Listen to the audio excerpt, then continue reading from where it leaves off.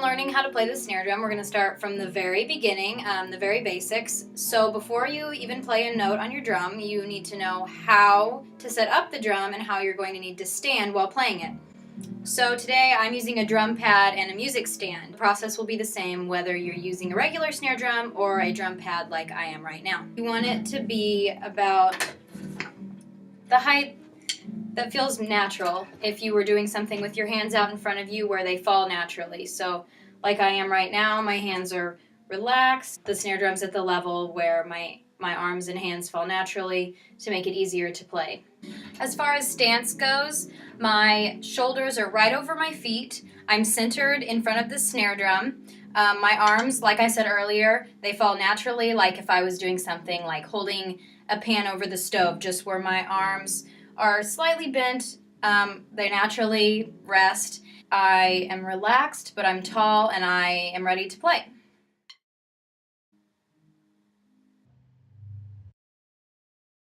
Now the grip we're going to use for playing the snare drum is called the matched grip, and it's called so because, as you may have guessed, both of your hands look the same. So what you're going to do is the only two fingers that are actually mostly holding the stick are your pointer finger and your thumb.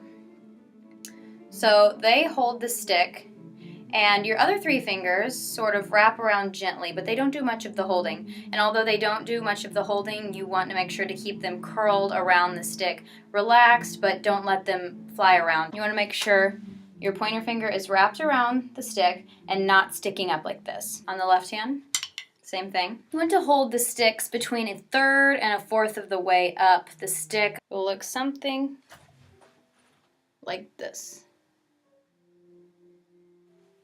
Once you have the matched grip down, we'll talk about playing position. So you want your arms, like I said earlier, to be relaxed and fall naturally. You want to play towards the center of the drum, or the drum pad in this case. You don't want to play out towards the edges because it won't be as full of a sound or as good as a sound. So you want to try to stay right in the middle. You want your arms to be straight. No major bending of your wrists.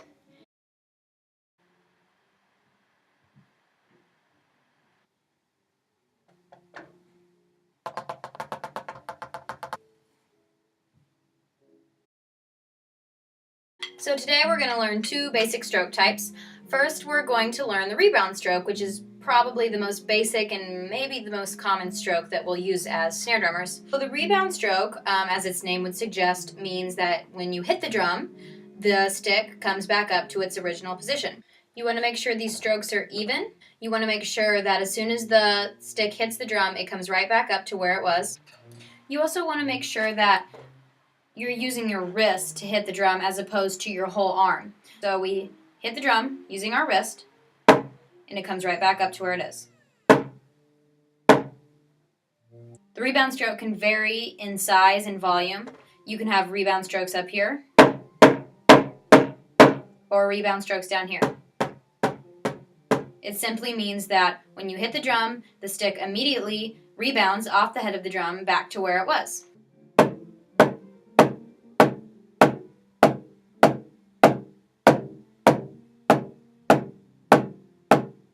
Now the second type of stroke we're going to learn is called a controlled stroke. So a controlled stroke, rather than coming back up like a rebound stroke, once you strike the drum, it stays low and close to the drum. These are often used for various rudiments and other uses that we'll learn about later in the video, but for now you just need to know that it stays close to the drum.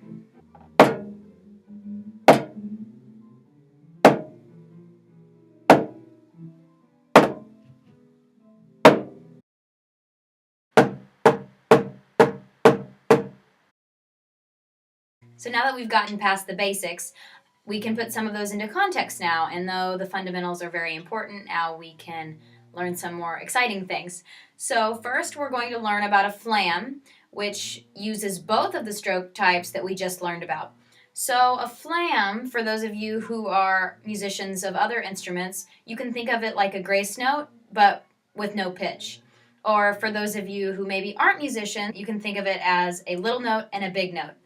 So what it's going to sound like is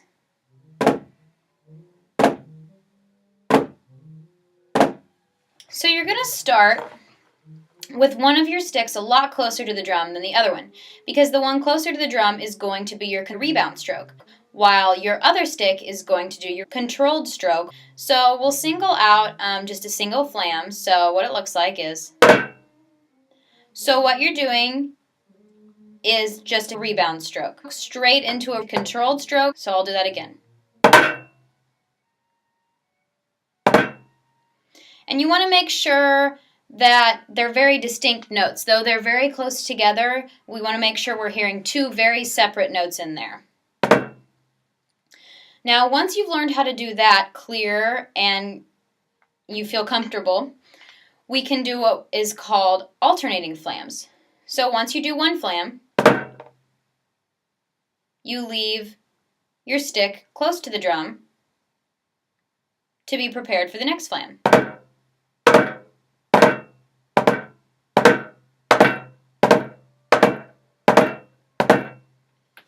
So when you're doing alternating flams, it involves both a rebound stroke and a controlled stroke, because one of your strokes will come back up while the other one stays close to the drum to prepare for the next flam.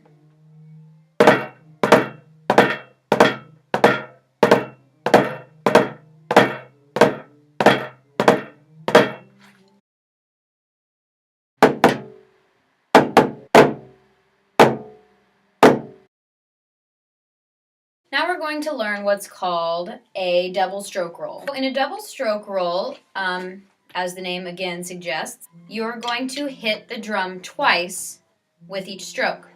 So when you hit the drum, you let the stick bounce back up and hit the drum again. So you're going to hear it strike the drum twice.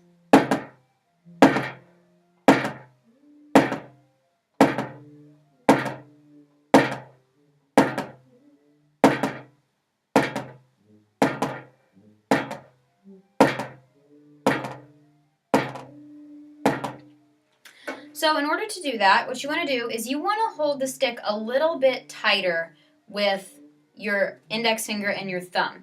And you want to kind of push into the drum and allow it to bounce back up and fall back onto the drum.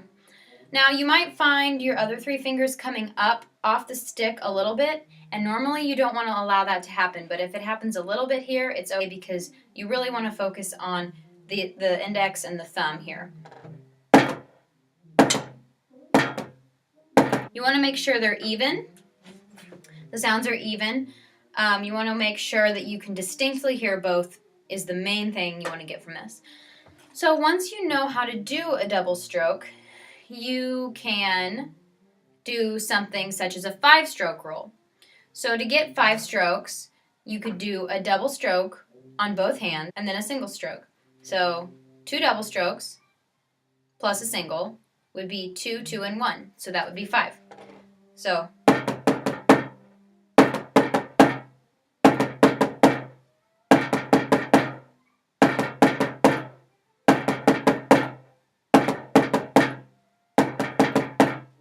you want to make sure all 5 strokes are even, evenly spaced apart, even lengths, and that's what double strokes are used for.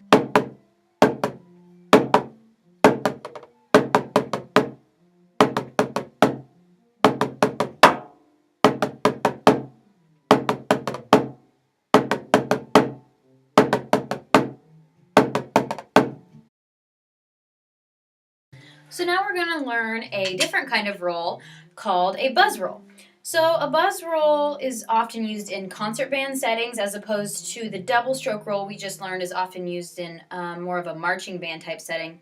And that's not always the case, but it's a good rule of thumb for those of you who are learning about percussion for the first time. So a buzz roll, when you're doing a buzz roll, a single stroke of a buzz roll, you want to take the same approach as the double stroke roll and grab a little harder with your thumb and index finger and allow the stick to buzz on the head of the drum. It'll strike it multiple times, and that's what you're going for.